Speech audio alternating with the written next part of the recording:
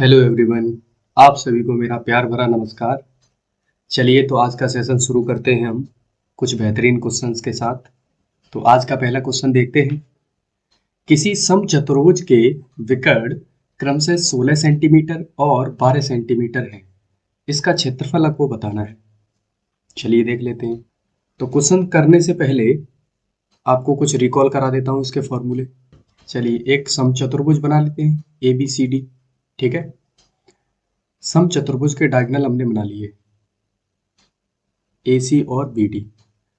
तो देखिए समचतुर्भुज के जो डायगोनल होते हैं ना, हमेशा 90 डिग्री पे कट करते हैं।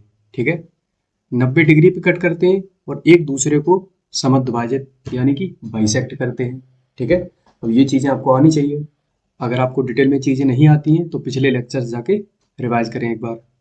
अब देखो इसका विकर्ण डायगोनल 1 दिया है 16 सेंटीमीटर और D2 दिया है कितना 12 सेंटीमीटर। समझ गए। हमें बताना है एरिया। एरिया क्या होता है 1/2 D1 D2। वैल्यू रख देंगे 1/2 D1 कितना है 16 और D2 कितना है 12। 2 से काटो 8 बार, तो 12 अट्ठे 96 सेंटीमीटर स्क्वायर। ये इसका क्या हो जाएगा एरिया। ठीक है, अब मान लो इसी क्वेश्चन में वो आपसे ये पूछ देता कि इसकी साइड बताइए क्या होगी। ठीक है, तो समझ लेते हैं साइड को। एसी विकर्ण आपका D1 हमने माना है। हम मान लेते हैं एसी विकर्ण वो D1 है और BD हमारा D2 है। ठीक है, अब देखते हैं एसी अगर हमारा 16 सेंटीमीटर है, अभी अभी हमने बताया एसी और BD आपस में बाइसेक्ट करते हैं।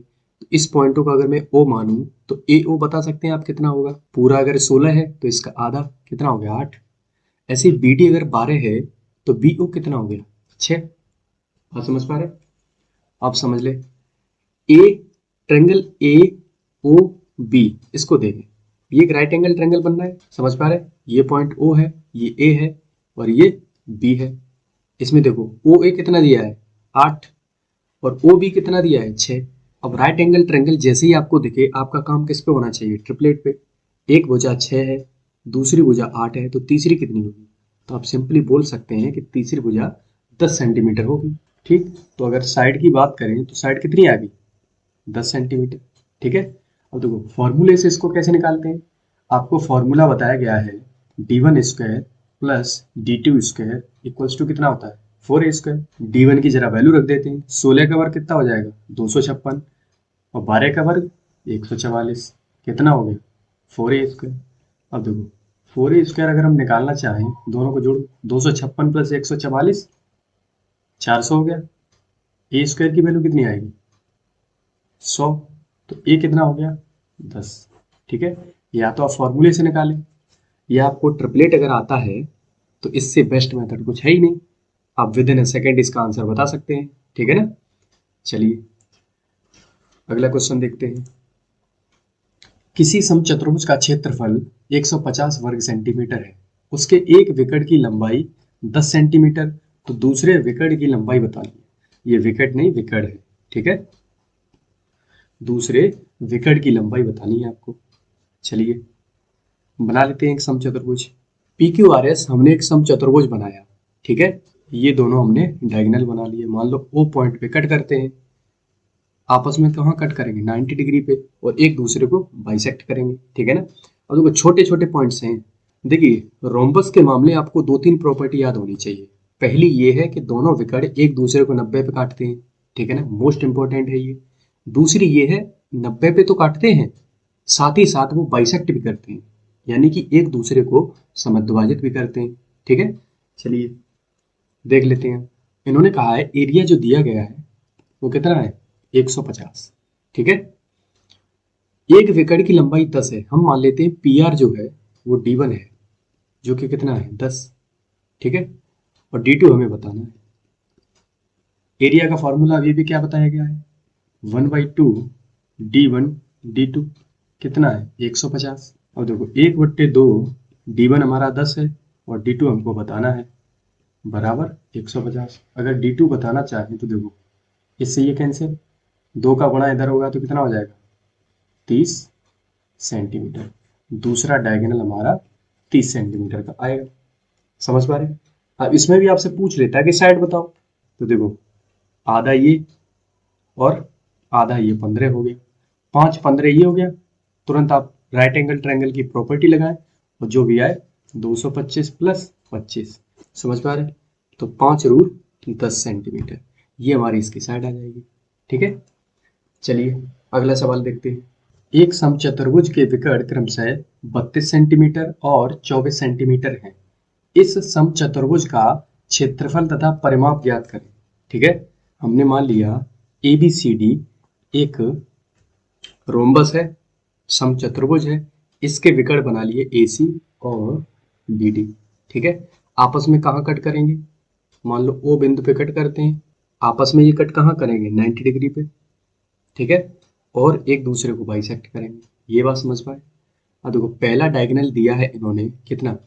32 और दूसरा दिया है 24। ठीक है, अब देखो इसका क्षेत्रफल बताना है। अगर क्षेत्रफल की बात करें तो सीधा फॉर्मूला लगा सकते हैं D1 इंटू D2। देखिए 1/2, D1 है 32 और D2 है 24, 2 से काटेंगे कितना? 16, 16 चौक 64, 6 16 दूनी 32, 6 38, इतने क्या? Centimetre square. ये तो इसका एरिया हो जाएगा। अगर बात करें परिमाप की, तो परिमाप के लिए हमें क्या चाहिए होगा? साइड। तो देखो साइड के लिए D1 अगर 32 है तो क्या आप बता सकते हो AO कितना होगा? तो आप कह सकते हैं 16। समझ रहे? हमने मान लिया AC जो है D1 है और BD जो है वो D2 है।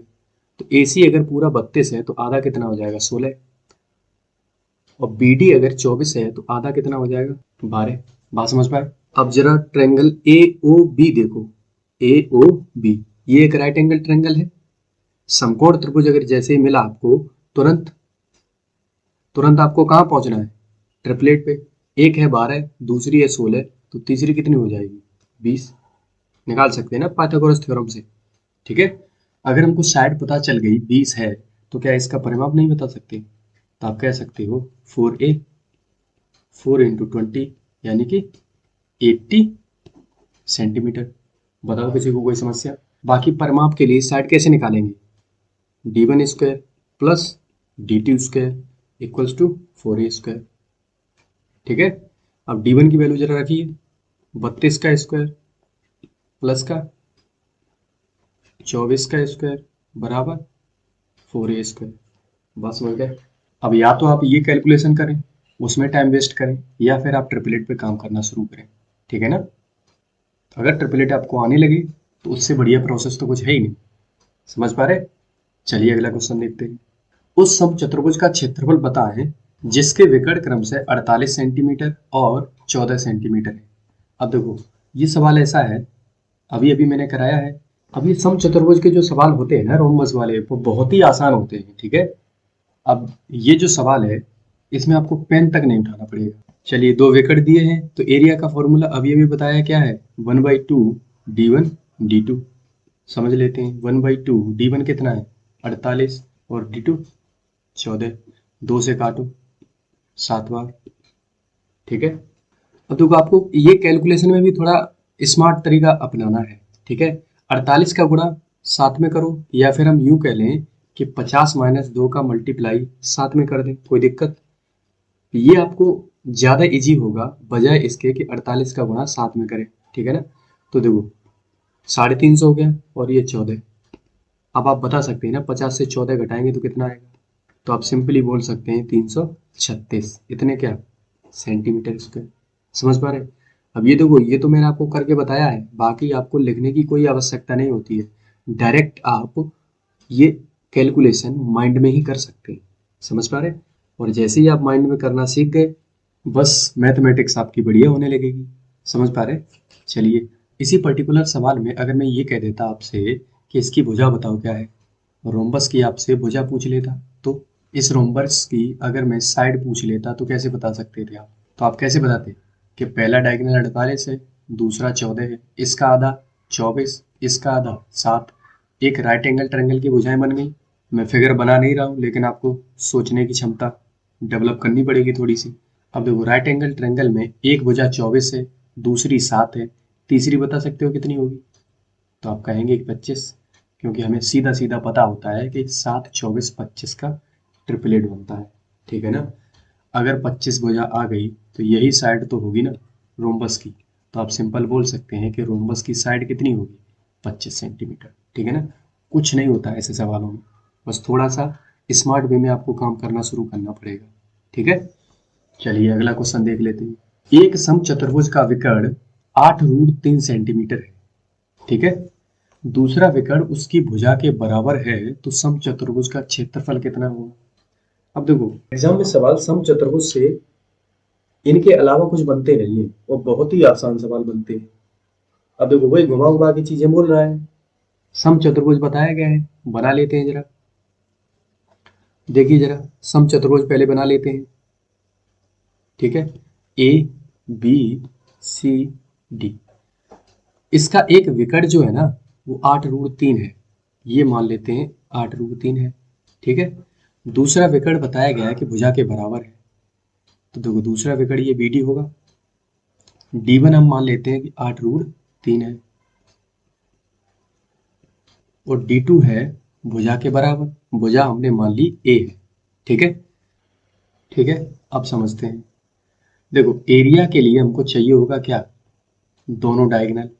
हमको एक डायगोनल तो पता है, दूसरा डायगोनल क्या है वो हमको अननोन है, क्योंकि ए दिया है। ए कितना है अब हमें नहीं पता, ए कैसे निकालेंगे।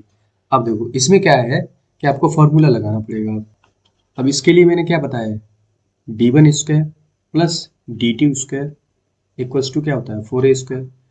अब D1 कितना है 8√3, उसका वर्क कर दो।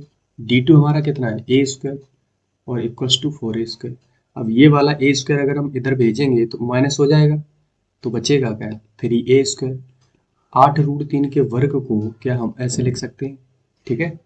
इससे ये कैंसिल। A² अगर 8 × 8 है तो क्या आप बता सकते हैं ए जो होगा वो 8 होगा। यहाँ तक बात क्लियर है। अब आपके पास देखो साइड भी आ गई और डायगोनल भी आ गया, तो डायगोनल अगर आ गया तो क्या इसका एरिया बता सकते हैं, बिल्कुल बता सकते हो। तो 8 का गुणा करेंगे 4 में तो 32√3 इतने क्या सेंटीमीटर स्क्वायर। तो देखिए आज के सेशन का अगर मैं सार निकालना चाहूँ तो क्या है, आपको याद ये रखना है कि समचतुर्भुज में जो दो डायगोनल होते हैं जब काटते हैं एक दूसरे को तो हमेशा और हमेशा 90 डिग्री पे कट करते हैं।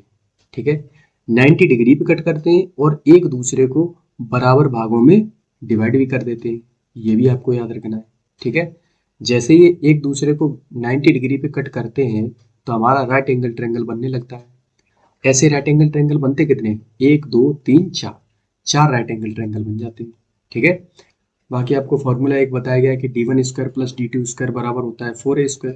और दूसरा फॉर्मूला एरिया का बताया गया है 1/2 पहला डायगोनल इंटू दूसरा डायगोनल। तीसरी चीज आपको याद ये रखनी है कि आप ट्रिपलेट पे काम करना सीखें। ठीक है। ट्रिपलेट पे काम जितना अच्छे से कर लेंगे उतने ही सवाल और आसान हो जाते हैं। ठीक है ना। उम्मीद है आज का सेशन आपको पसंद आया होगा। अगर आप चैनल पे नए हैं तो चैनल को सब्सक्राइब जरूर करें, और अगर क्वेश्चन समझने में जरा सी भी प्रॉब्लम अगर आपको होती है तो पिछले वीडियोस जरूर देखें, बिकॉज थ्योरी अगर आप अच्छे से नहीं करते हैं तो क्वेश्चन उतने बढ़िया तरीका से आप नहीं समझ पाएंगे। ठीक है ना। चलिए फिर आज के लिए इतना ही रखते हैं। धन्यवाद।